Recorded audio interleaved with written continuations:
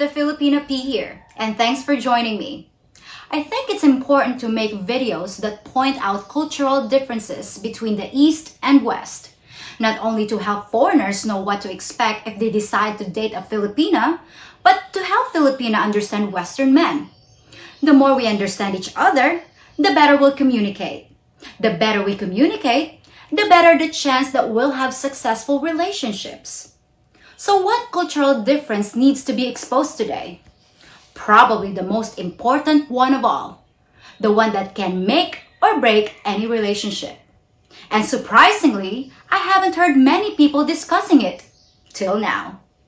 I'm talking about the question of honesty. Without honesty and trust, you really have nothing. Think about it. If you can't trust your partner to be honest with you, what binds you together? Sex? Just hanging out? None of that matters much in a serious relationship if you can't rely on your mate to be honest with you. Now we all assume we know what honesty is, but the problem is that it's used differently in our two cultures. There are situations where Filipina doesn't think she's lying to you, but a Western man would definitely consider what she just said as a total lie. But how can that be? Isn't the concept of honesty the same for everyone? Not exactly. And if we're not all on the same page when it comes to what we mean by honesty, there's gonna be a trouble ahead of you and your girl. Count on it. Now, there are many types of lies, but I'll be dealing with the four most common types that can wreck relationships. Two of these are used equally by both cultures, but the last two are more Asian than Western. Let's take the first type of deception, the little white lie.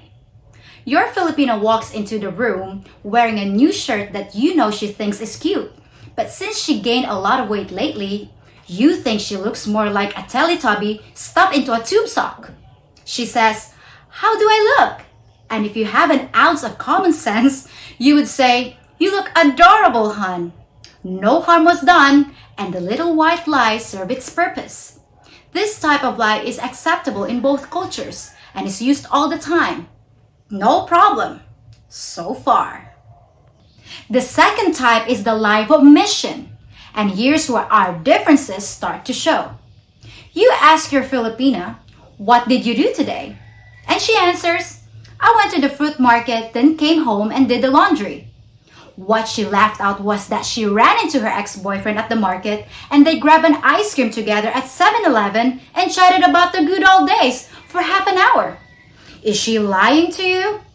By Western standards, hell yeah, she's lying to you. But not necessarily to a Filipina who thinks that what she told you is technically true. You didn't specifically ask her if that's all she did today, so she just chose not to mention certain details. Of course, Western men use lies of omission too, but when you guys do it, you know it's lying. There's a difference. The third type of lie involves the all-important Asian concept called saving face, which means protecting your image, dignity, and reputation. Here's an example of a saving face lie. You ask a Filipina how many children she has, and you expect a full and honest answer. But let's say your Filipina had a child out of wedlock that she sent away to live with relatives, and she tells you she has no kids. She's saving face. Because if she admits the situation, it damages her image and their reputation. To you, that's an outrageous betrayal. While to her, yes, it's a lie, but a justifiable one. So it doesn't count. When you finally find out about the child, and you will, you're going to be angry, hurt, and all the trust you two have built together goes right out the window. Now, the fourth kind of lie is called the conflict avoidance maneuver. I mentioned in a previous video that in our culture, people try to avoid any kind of conflict, no matter the cost.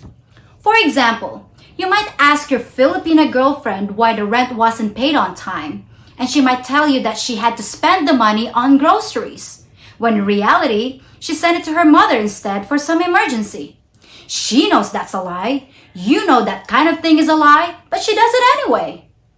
Well, if you ask your Filipina something and she knows that an honest answer is gonna upset you, there's a good chance that you won't get the truth.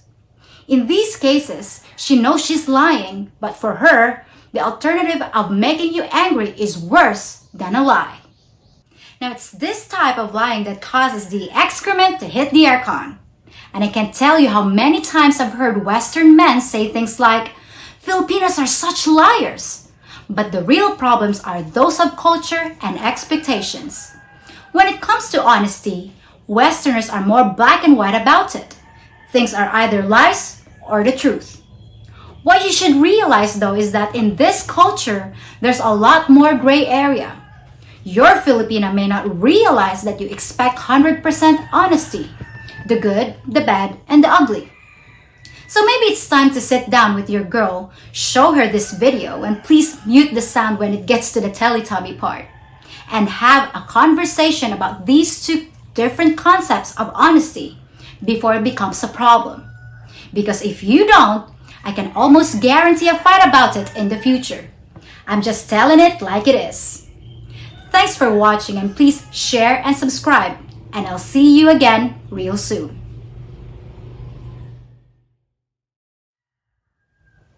Aw, tell her happy birthday from Auntie P. What did she wish for?